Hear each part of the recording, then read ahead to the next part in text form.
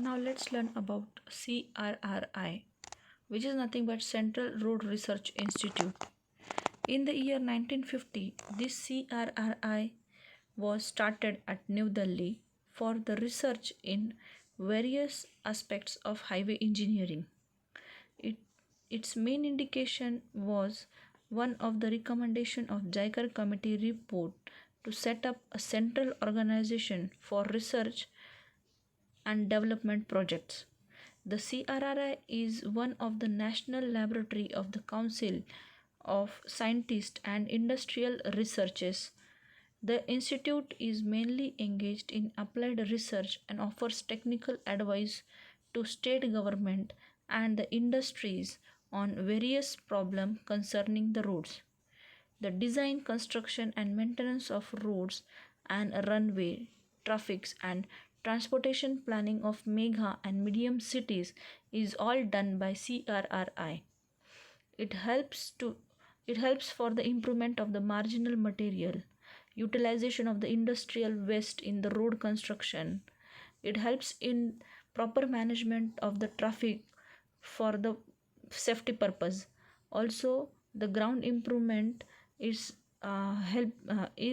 allocated by CRRI by properly regulating the pollution. Next, we have National Highway Act. This act was passed in 1956.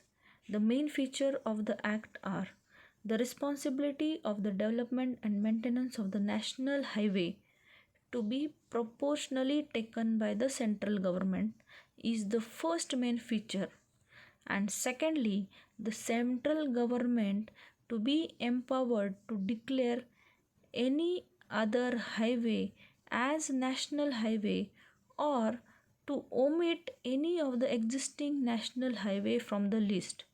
Means whether to add or omit any national highway which may be either existing or to add, that is addition or deletion of any national highway is done by this National Highway Act.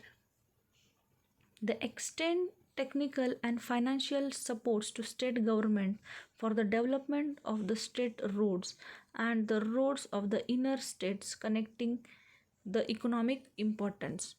They give the importance to the state highway so that they can be converted to the national highway if there is a proper provision, if it is going to have the importance.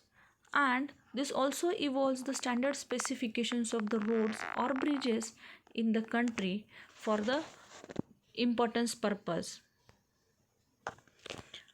Next, we will learn about second 20 years road development plan, which was formed during the tenure of 1961 to 1981. The length of the road under the Nagpur plan was achieved by the end of its tenure, but the road system was deficient in many respects. Accordingly, a 20 years road plan was drafted by the road wings of Government of India, which is popularly known as a Bombay Plan. This meeting took place in Bombay, hence it is also called as a Bombay Road Congress. Next, the highlights of the plan were it was the second road plan. Okay. Next, the road length targeted to construct was 10 lakh kilometers. Next, the rural roads were given the specific attention.